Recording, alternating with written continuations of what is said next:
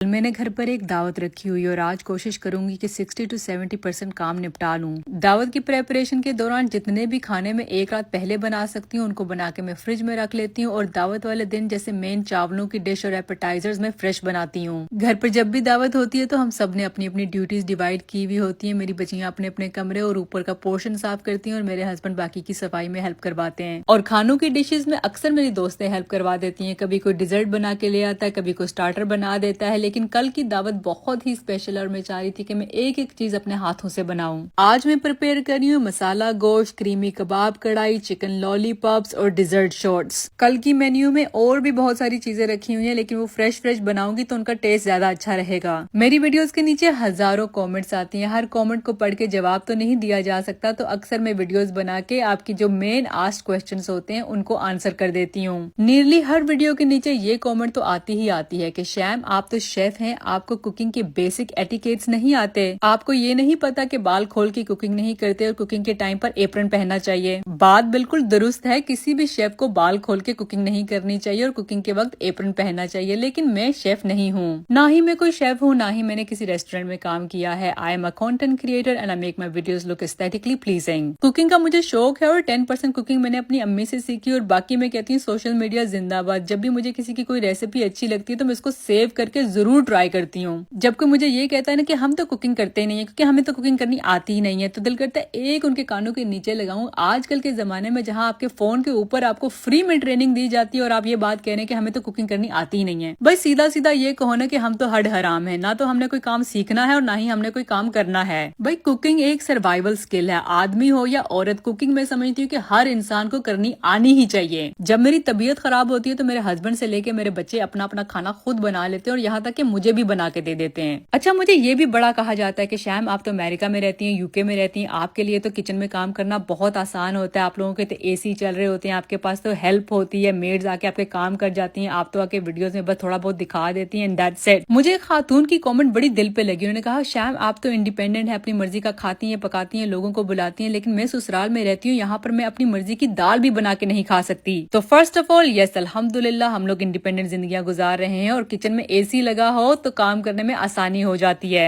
And secondly my heart goes out to all the women जो अपनी मर्जी का कोई काम नहीं कर सकती, वो पाकिस्तान में हो, यूके में हो या अमेरिका में। हम सब की अपनी अपनी स्ट्रगल्स होती हैं, लेकिन ये बात भी सच है कि मुझ जैसी औरतें कभी भी उन औरतों का दुख नहीं समझ पाएंगी जो पल पल कंट्रोल और मैनिपुलेट की जाती हैं। अच्छे माँ बाप, अच्छा शोहर, अच्छा ससुराल अल्लाह की बहुत बड़ी ब्लेसिंग होती है, लेकिन उससे भी बड़ी ब्लेसिंग है एक औरत का इंडिपेंडेंट होना। अल्लाह दुनिया की हर औरत के नसीब अच्छे करे, आमीन सुम आमीन।